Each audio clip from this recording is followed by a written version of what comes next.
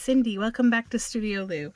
I am sharing with you my Thrifty Thursday haul that I picked up while on vacation. I was thrifting in the sort of Muskoka area. And I gotta say, I am definitely very spoiled for the kinds of thrift stores that I have in my area, because that area, I didn't really find a whole lot. I've got to say the thrift store experience was very different. The stores just aren't that good. I don't know how else to say it, but I definitely went into at least 5 of them and left with nothing. I was like, whoa, this is really weird. And also there aren't that many of them. So yeah, the entire trip from where I live to where I'm staying is about 3 hours, and I stopped in a lot of places in that area kind of as we got up there. So yeah, I'll show you what I got. It's not spectacular, but there are a few things. So the first thing I got is this book, my first green book, A Life-Size Guide to Caring for Our Environment. So I am going to, I'm just distracted by the part of the book that's been written out to someone. I'm going to probably look at this with my daughter, because it's a really cool book, you know, about like learning about how to be a better, you know, caretaker of our environment, and what do things like air pollution do, and how you can do some fun experiments to check, you know, the rain, the acid of the rain, and all sorts of different interesting environmental kind of things. And it talks about like your garbage, how to do green shopping, like making a wildlife garden. Yeah, so a lot of kind of positive stuff there. I thought that was a really nice book. So if you can hear my chair squeaking, it has developed this achy back, I guess. I don't know what its problem is, but it's complaining. Okay, then I found this book. I have had a similar book in the past that I think was older, that was illustrated by the same artist. It's potentially the same story. This one is Blackberry Farm, Saturday at Blackberry Farm. And I love this book, the squirrels. The way that this illustrator does squirrels is amazing. These are F. Stocks May illustration. Here, F. Stocks May. That's who does these illustrations. And this book is written by Jane Pilgrim. And it's from, oh geez, for all of my Roman numeral readers here, this was first published in 2000, but this copyright is MCMLII. I'm not going to try because I forgot how to read Roman numerals, and I'm not going to relearn it because, you know, I don't have time. So you'll see these are really amazing little drawings, right? I love these. The bunnies are so cute. And I love the squirrels. The squirrels really make me happy. Also, there's some nice big text in here too. This one also has a really beautiful owl. Yeah, so this story is different than the one that I had in the past, but it's the same illustrator.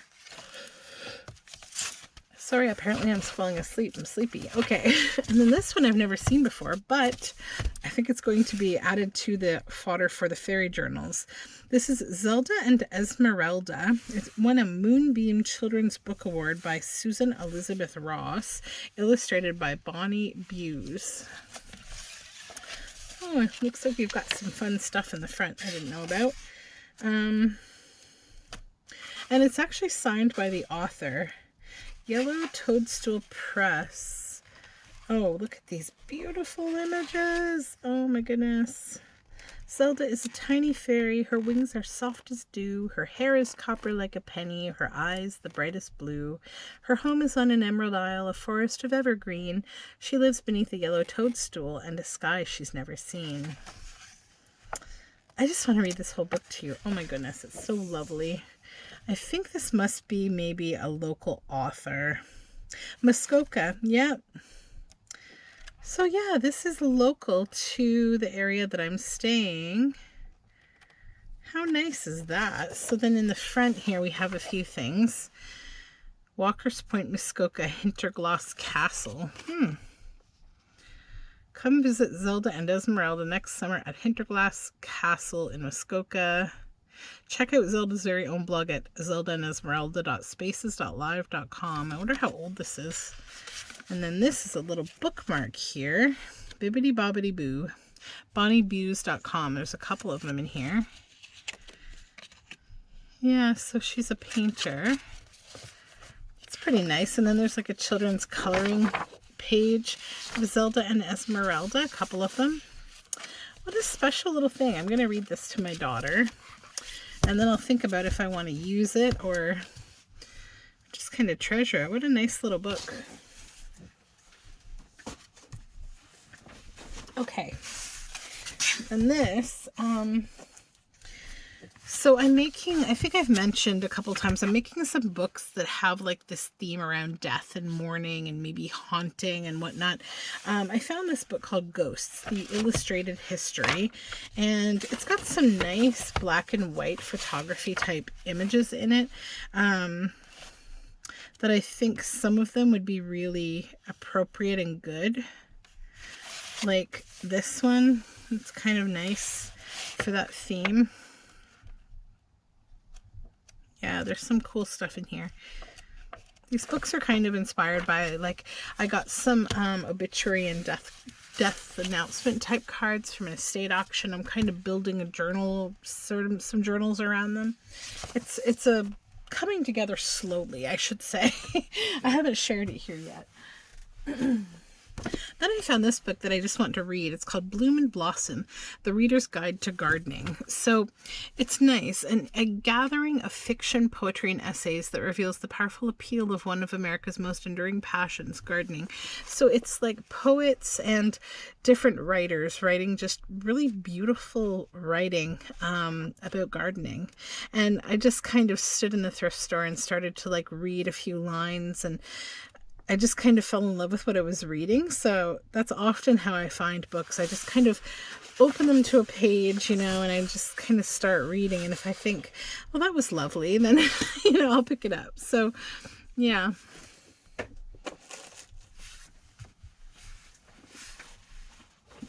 Okay, and then a non-book thing. So I found this for $2. At like a really terrible thrift store. Like, this was the only thing I think I found in the whole store.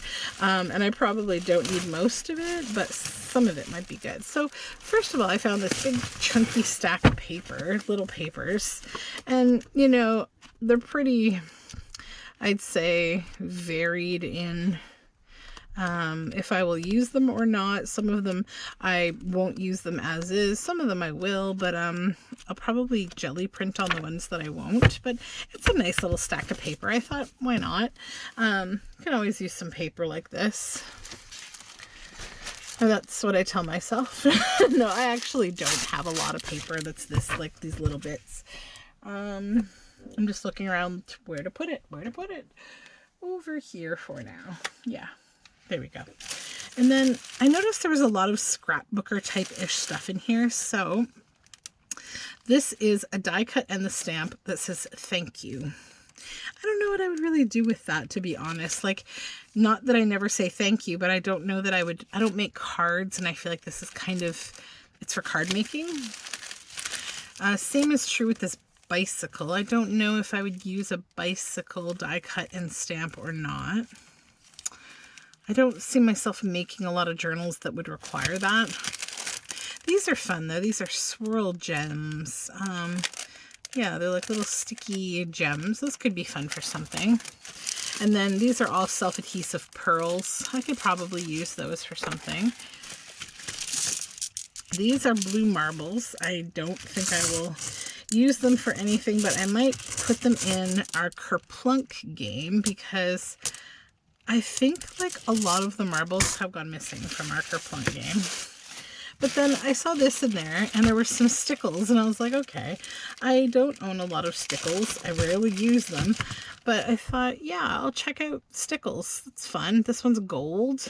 So let's do that. And then these are something else, glitter glue. So there's a black one. My daughter uses a lot of this. This one I actually use a lot of this color. Like I have this paint, this Galaxy glitter, and it's pretty similar, but it's a little finer, so I like that. And then there's a silver and a gold. So yeah, I can make use of those. They're fun. And then there's a Stickles in the Stardust. And this is glitter glue from Studio G, and it's green. And then a red one as well. So yeah, I will be able to use all that glittery stuff. Then, we did the last bit here. So, I found this, the Peterson Field Guide of Western Trees. And it's got some lovely tree images. This one makes me really excited. Again, it's like the fairies are paying attention to me right now because I'm making these fairy journals. The Art of Wendy Froud. So I already have one book of hers. This looks like her signature here. Yeah, so this is a signed copy. I don't know where she's from. I'm just trying to see. I know I have like another book of hers. So yeah, so this woman, this is interesting. Wendy's sculptures have attracted and inspired many great artists of our time, the foremost being George Lucas, for whom she fabricated Yoda, and Jim Henson, with whom she worked on his classic films The Dark Crystal and Labyrinth. That is exactly where I thought her style came from, those films.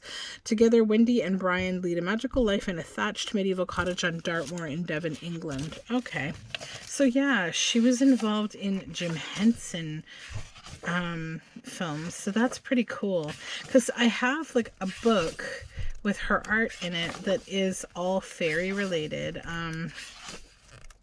So this is just more of her art. It's just beautiful. There's fairies in here.